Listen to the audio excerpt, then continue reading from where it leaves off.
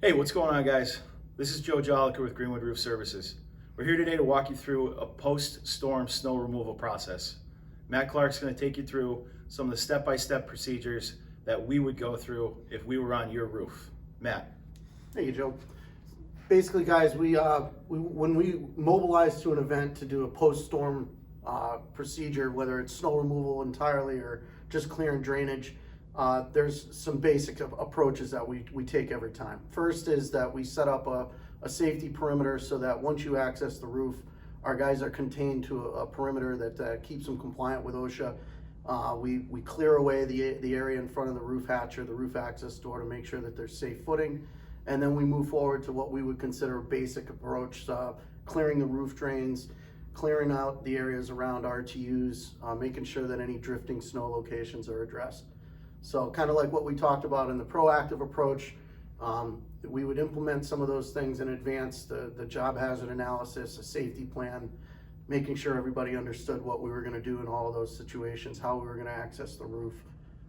We would encourage you to kind of have all that information in advance, notify anybody at GRS. If you think that you're going to need snow removal, we can get set up with the appropriate paperwork, whether it's certificate of insurance or job hazard analysis. So some of the footage that Chris got today up on the roof was after a recent snow event. We were able to get a client to allow us to access the roof, show you what we did, basic repair or basic remediation of the snow. We also had a recent event where it justified a much larger caliber snow removal process, which was one of the larger distribution centers that we do a lot of work with. They require an entire 10-foot perimeter around the roof to be moved.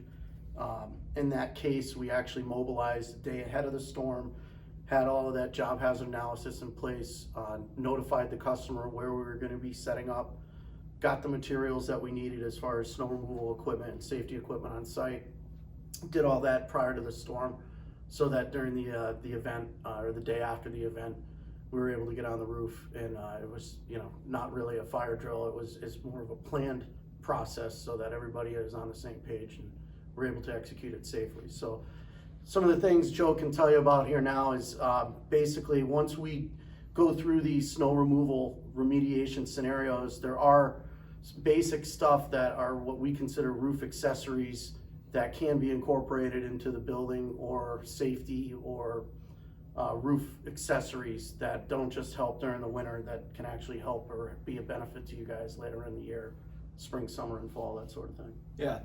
So these are items that you can talk to your sales representative from GRS now with. This is something that we can help you on your rooftops. We can install early this spring, in the summer. These are accessories that once you have them on your roof, you can utilize them year round. One of the most basic accessories that you can install on a flat roof that will help you year round and on a snow removal is roof walkway pads. Having roof walkway pads at your entry points around your RTU units, anywhere where you have to have roof access, or where you have to have like a mechanical contractor or a tradesman access an access point. That's key to have at this point, just to prevent any slips or falls or hazards. Another big safety hazard that would benefit not only us as a roofer, but your facilities team or other tradesmen would be perimeter guardrail around your entire perimeter of your roof, or around your RTU units, anywhere where you have a workable leading edge hazard.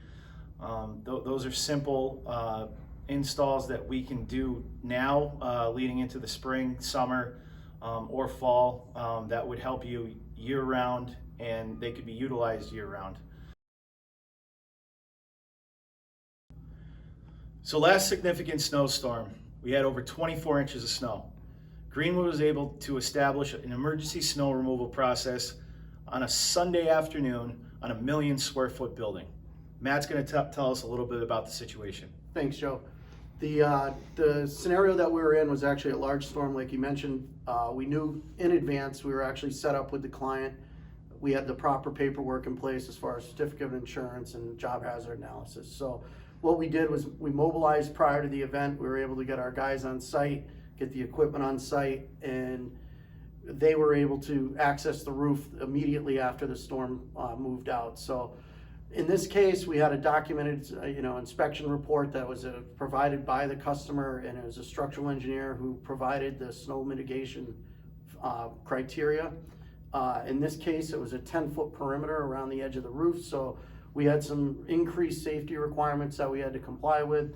Once we got that figured out, we made sure that the equipment that we were using was not damaging the roof, and it was high enough off the roof membrane so that the snow was removed, but potential damage to the roof was not done. So if we do have a situation where the roof gets damaged, it's one of the benefits of working with a roofing contractor versus just a snow removal contractor, that we'd have the materials and the guys on site to make an incidental repair if need be.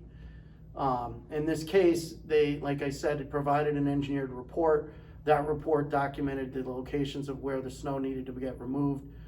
Included in those areas was the drainage points, the RTUs, and they also had walk pad already on the roof, so it actually helps, to Joe's point, that that it serves kind of a dual purpose. Once you're on the roof and you have walk pad, you're able to identify the locations of drains and such, because you can just kind of use that as your road map. The other thing that I would say is that when it isn't as significant of a building, or if they don't have an engineered report, the goal to snow removal is to just get the safe access points addressed, clear your drainage points, try to make sure that you've got walk paths that are cleared out, so that your employees that have to access the roof know how to get to the locations that are required. So that process is also something that, again, if you have drain markers, walkway pad at roof entrances, safety rail around the anything that's within 10 feet of the roof edge, if you have guardrail at the RTUs, and the larger facility that we were mentioning also was fully guardrailed. So that benefit is significant when you're considering what you need to do to stay OSHA compliant in the event that you got to remove snow at the edge of the roof. So the goal would be to try to get through the rest of the winter and into the spring months, so that we can get back out there and not have to worry about removing snow, but focus on keeping the drains clear, and while you're doing that, those safety items were critical to kind of keeping everybody safe while on the roof. Other than that, I think that wraps it up. You have a good afternoon.